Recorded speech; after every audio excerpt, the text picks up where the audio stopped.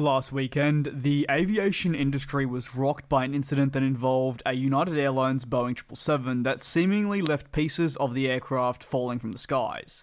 What happened though, and what was the aftermath from the incident? Stay tuned for all that information and more in today's new video. BB 851, turn right heading 180.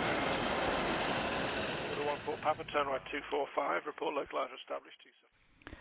Hi all, I appreciate those that have stuck with the channel following a mental health break. I did issue an open letter, but for those that did not read that, I have been gone due to my mental health. Enough about me though. Last weekend, the Boeing 777 was involved in a major incident that has since made headlines worldwide. You're not really able to go anywhere on social media without finding it. TikTok videos of the incident are also going viral, and it has been one of the most talked about aviation moments in quite a while. What happened though, and what's the aftermath been? A United Airlines Boeing 777-200 with 231 passengers and 10 crew on board made an emergency landing at Denver International on Saturday the 20th of February. The aircraft was destined to head to Honolulu, however its progress was halted only shortly after takeoff, following an engine undergoing a catastrophic failure that resulted in debris from the engine falling to the ground below. An engine cowling was found in a front yard of a residential home, and other parts were located close to a park, but in a miracle, not a single person on board the aircraft or even on the ground was actually injured with this incident. The pilots on board were noted saying, "Mayday, aircraft just experienced engine failure, need to turn immediately." Now, the aircraft itself is a 26-year-old Boeing 777 that is powered by the Pratt and Whitney PW4000 engines, which have come under a lot of scrutiny in recent days following this incident unfolding.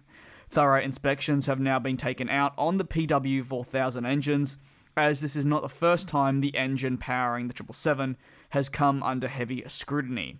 One thing that can be applauded is not just the skills of the pilots involved, but the structural integrity of the Boeing 777 to actually withstand something like this taking place.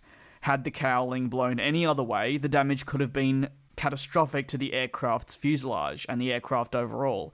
Following investigations, and only days actually after the incident took place, Boeing announced that it had grounded all of its Boeing 777 aircraft that are powered by the Pratt and Whitney PW4000 engine types. This is at just over 100 at the time.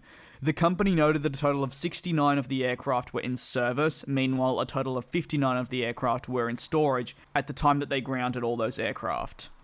Regulators have also been having their own input, announcing their own inspections and so forth. While I wouldn't say a lot has obviously changed in regards to how airlines and more inspect certain faulty parts, the changes are minimal, but they are evident, and that's thanks to the 737 MAX crisis, which has really changed how regulators are looking to approve certain aspects of the aircraft, even if it is something like that of the engine, which, as we know, is not made by the aircraft manufacturer. It's made by an external aviation company or a company in general that then provides the engine to the said aircraft manufacturer. Thorough checks have and always will be undertaken, but I'd argue that those checks now might just be a tad more thorough, if you will. Japan themselves are just one of the many countries that have announced major changes involving the 777s that fly with these PW4000s. They have said that despite the checks, the aircraft will not be able to enter their airspace until further notice, while also announcing that all Nippon Airways and Japan Airlines will have the type grounded, with those engines of course equipped. Steve Dixon, who works for the FAA, commented on the findings from the United Airlines flight saying, "Based on the initial information, we concluded that the inspection interval should be stepped up for the hollow fan blades that are unique to this model of engine, used solely on the Boeing 777 airplanes.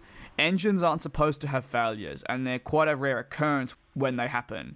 It's even rarer that debris will scatter on the surface though as well, to a point where the engine is, well, completely unrecognizable, to like what we've seen from pictures since the incident unfolded."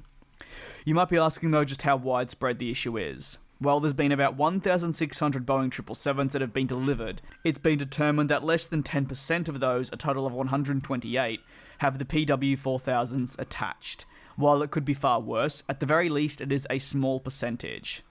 The National Transport Safety Board earlier in the week noted that the cracked fan blade on this flight through to Honolulu, which was known as United Flight 328, was consistent with metal fatigue, hence the need for the thorough inspections. This, though, is not the first incident, like I mentioned. as in 2018 there was another incident involving once again a United Airlines aircraft that resulted in the FAA ordering an inspection for every 6,500 cycles for the PW4000s. And for those that might not be aware what a cycle is, it is essentially one takeoff and landing. So to put it pretty simply, it is one flight. One flight equals one cycle. The inspections back in 2019, thanks to this 2018 fault, took 22 man-hours. So, as for the exact timings, it's still unclear, as things have changed drastically, and like I mentioned earlier, regulators and more have taken a different approach to approving certain aspects of aircraft nowadays.